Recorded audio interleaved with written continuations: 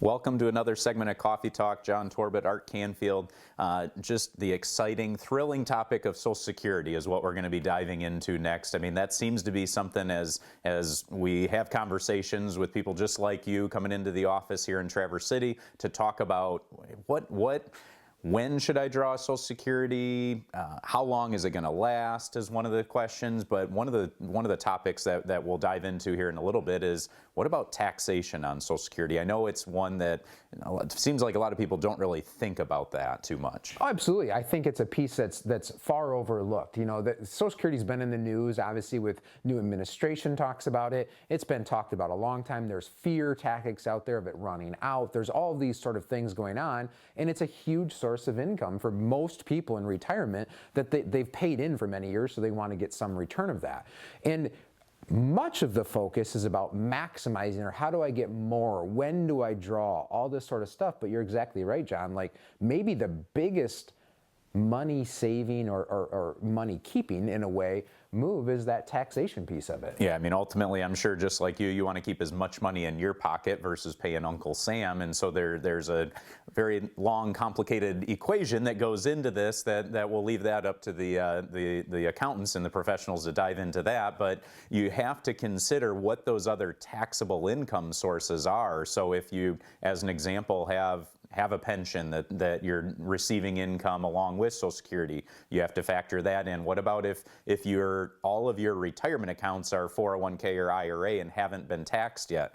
That's going to be part of this calculation. What if you have a part-time job and you have a little bit of earned income, wages, etc.? Again, that's going to be factored into this equation where the more income you have in those sources, more of your Social Security is going to end up taxable. Absolutely. You know, if you are working through an income plan, retirement income plan, or haven't started yet, and your advisor, you haven't considered all of those things that John just talked about of when to take Social Security, you've missed the boat. You flat not done proper planning, because when you look at when you should take Social Security, it has to factor in all those things. Otherwise, you are likely making the wrong decision of it mainly just boiling down to emotions of when to take it.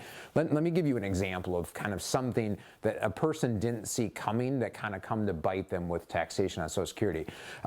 Here, basically, in our Gaylord office, we were sitting down with a couple, had been longtime clients of Centennial Wealth here, great relationships, and they hadn't needed their money. They had their Social Security, they had very modest expenses, so they've been living off of that. They had a savings account, those sort of things, and they come to us and said, we want to help our children with a down payment on a house. So basically, they were looking to gift some money. Now, the only money that they had access to that was of the size they were looking for was out of their IRA. So untaxed to this point, and they was going to have to pay tax on that. Well, for several years, because they weren't of required minimum distribution age yet, they were enjoying basically no taxes on their Social Security, right? You know, with their income levels, we had done small Roth conversions along the way to kind of maximize that sweet spot. And then this gift they were looking to get was going to make it so their Social Security was all of a sudden taxable.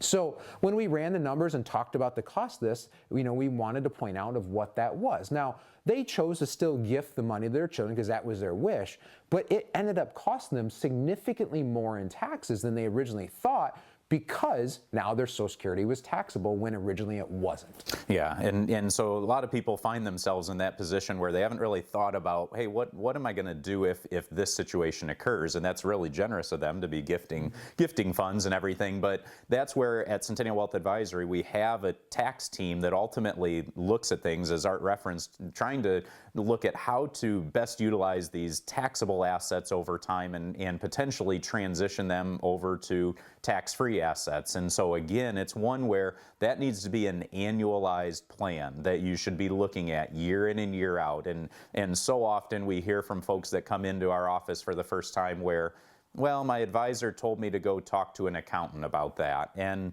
no, you know, it's one where there isn't necessarily that team aspect where the accountant and the advisor are working together in tandem to try and produce the best outcome for you. So if you find yourself in a position where you don't have that team and you want to make sure that you're keeping as much money in your pocket versus Uncle Sam, we welcome you to give us a call here at Centennial Wealth Advisory, where we are hoping to help you plan to retire well.